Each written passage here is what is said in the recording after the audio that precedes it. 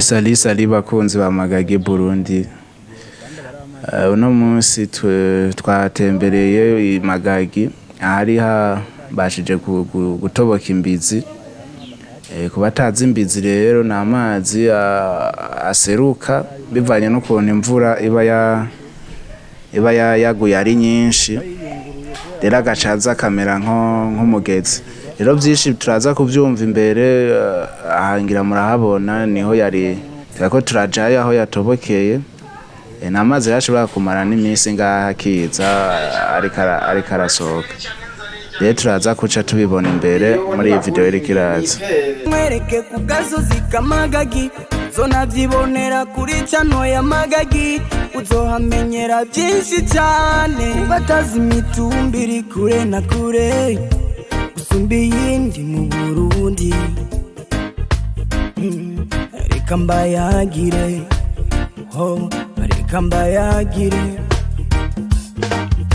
Ni Chagakori Masaka, muri komine Butinda, Umuza na Kabonga, muri komine Nyanzarake mu ntara ya Burunga.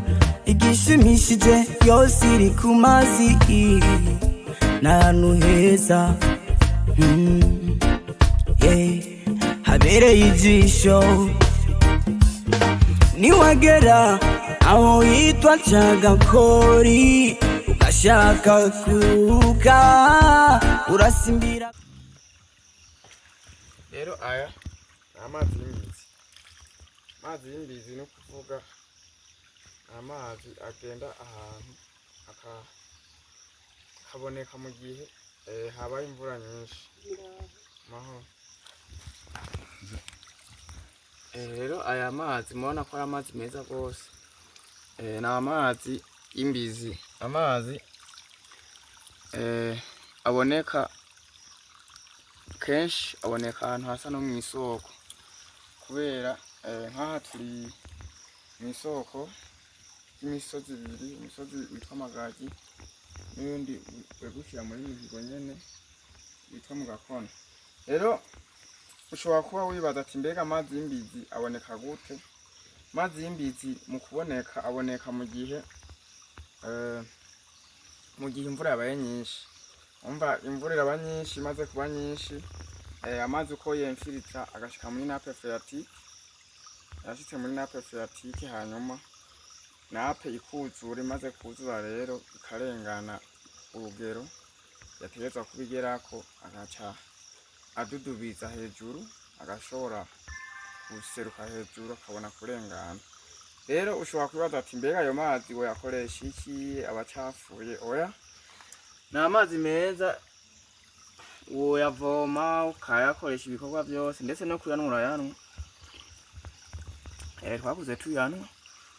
Rero sinari mpetse kuzibona, ngira ngo nuko ntari mpetse kuzino. Rero amazi murazi yuko ari ikintu cy'agaciro kanini kandi cyane. Nk'iki cyaboneka ko ari igikorwa abantu bociye barabiraho akarorero, bakimba nk'ikinogo kinini rwose. Aya mazi yose arimo ararengana akacajamo, hanyuma imvura igiye haca bavomera imirima yegereye ngaho hafi, wabindi ico kinogo bakavomera nta kibazo na kimwe, kuko urabona atandukanye n'ibiziba. Si ibiziba uvuga ngo nibizemo biratemba, oya, ni amazi meza rwose. Rero umva yuko ari ibintu byiza cyane kubona hari ahantu hakiboneka imbizi, kuko busi henshi wozibona bivanye n'ihindagurika ry'ibihe, ku kuntu imvura usanga atari nyinshi cyane, ikagwa nyinshi igihe gito. Niyo mpamvu ukunda gusanga ata mbizi zikiboneka. Je nayo maze nk'imyaka ishika 5 canke irenga ntazibonye, kugira ngo zoba zamaze sindabimenye. Rero mwumva yuko ari byiza cyane. Rero ushobora no kuba wo kwibaza ati mbe ahantu hatoboka imbizi ntiboza bakahashiraho irobine? Sinibaza ko byokunda, kuko amazi ategezwa kuba afise ukuntu aba ameze, kuko ubiravye iyi misozi yo ngaho irakenye imigezi ijya bubakira. Iyi suruse rero sinibaza ko bashobora kuba bovuga ati ko hari ndahazi imbizi reka tuhubake turonke irobine. Sindakwibaza, ngira ngo expert muri byo bozotubwira bati vyokunda ukawubaka, leta ishiza yubake umugano, yubake ivomo kugira ngo abava mu mihingo hafi na hafi boca baza baravoma vyoroshe gusumba kugiyo mw'isugwe no mu ngiga yo hariyo migezi. Yego batazi imbizi rero, bimwe mu bigize imbizi n'ivyo ubona ko ari amazi meza gose ashobora gukoresha ibikorwa vyose ukenera gukora, kuko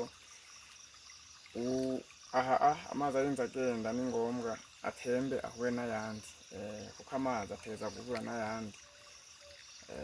Bishikaga ko usanga amazi agenda agahera ahantu hamwe, aragenda akabandanya agahura n'ayandi.